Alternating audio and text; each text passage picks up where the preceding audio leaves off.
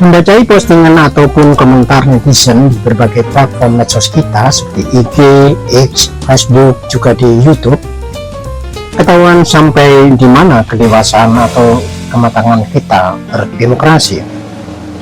Para elit politik hingga presiden pun menghimbau-himbau dari soal netralitas, kampanye damai, tidak saling mengejek, apalagi hoax dan fitnah. Tetapi praktiknya kampanye politik tetap saja bukan hanya negatif campaign, melainkan hingga black campaign, hoax, fitnah, dan sejenisnya. Salahkah netizen? Saya kira ini semua berkait dengan kematangan berpolitik para elitenya, termasuk presidennya sekalipun, Mahkamah Konstitusinya, anggota DPR-nya, bahkan anak presidennya sekalipun. Mereka semua masih menjadi bagian dari masalah demokrasi kita.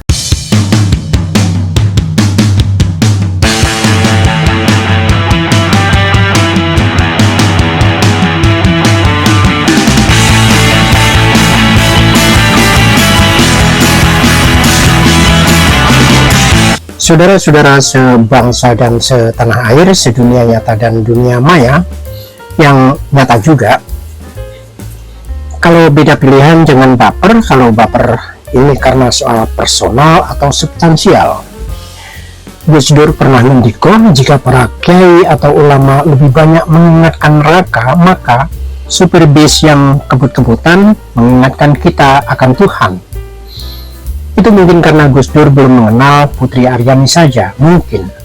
Walaupun mungkin Gus Dur akan mengatakan penyanyi kegemaran kayak Umi Kalsum, si Kaukab Asyar itu lebih bisa membetot religiositasnya, atau goyangan Janis Joplin dalam Me and Bobby McGee, bahkan lagu Remang-Remang yang dinyanyikan Diana Sastra, penyanyi Tarling yang pernah sangat juara di Pantura pada zaman kejayaan Gus Dur.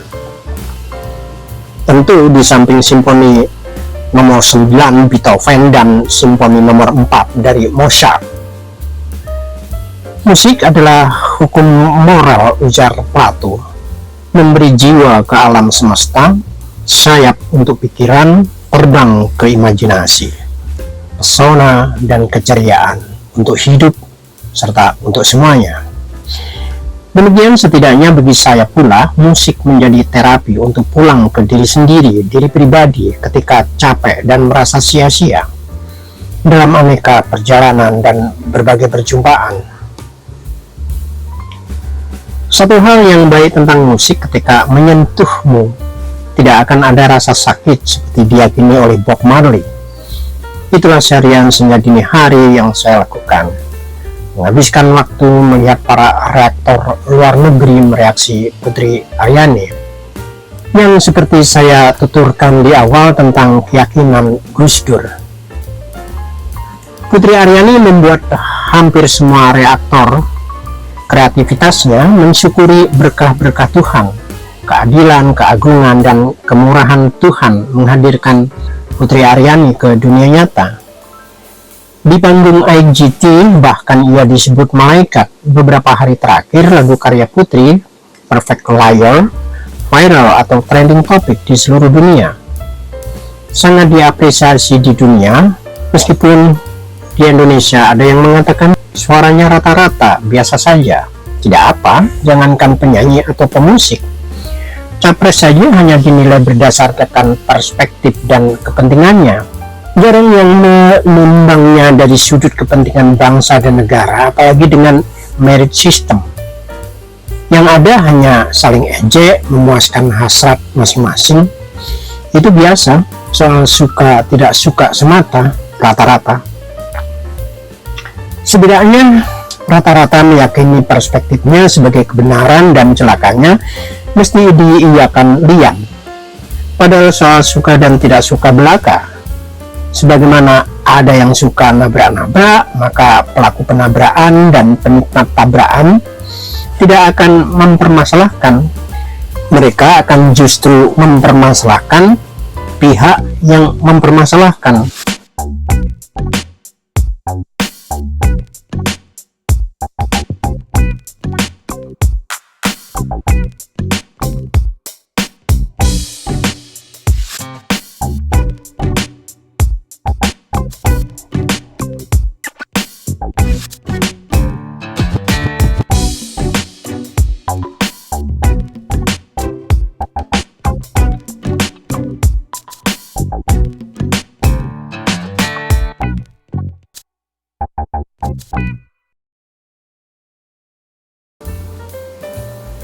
Megawati marah-marah, disalahkan.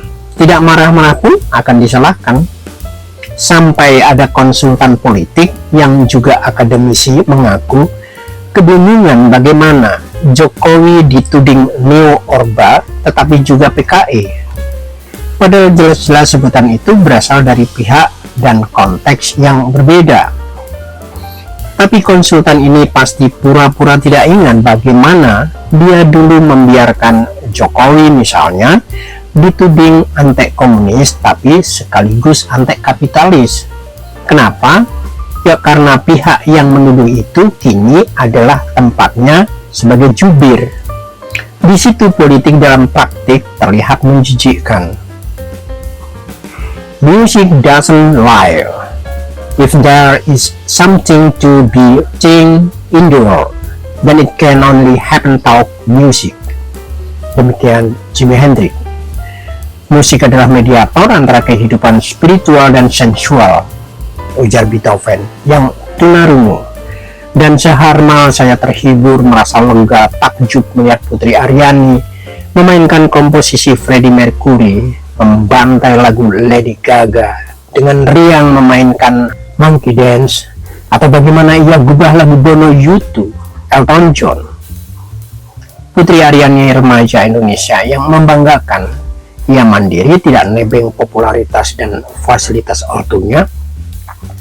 Cover Putri untuk Somebody to Love Queen ketika usianya masih 13 tahun sungguh menyemangati.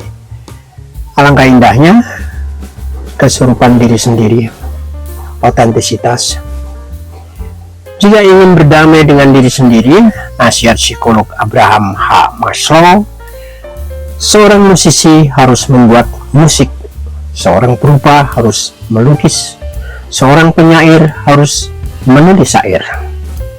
Tapi tukang kampanye di medsos yang hanya mempersoalkan keburukan lawan dari pilihannya, sejatinya sedang menggali kubur sendiri. Dalam hukum algoritma, ia justru sedang mengkampanyekan lawan.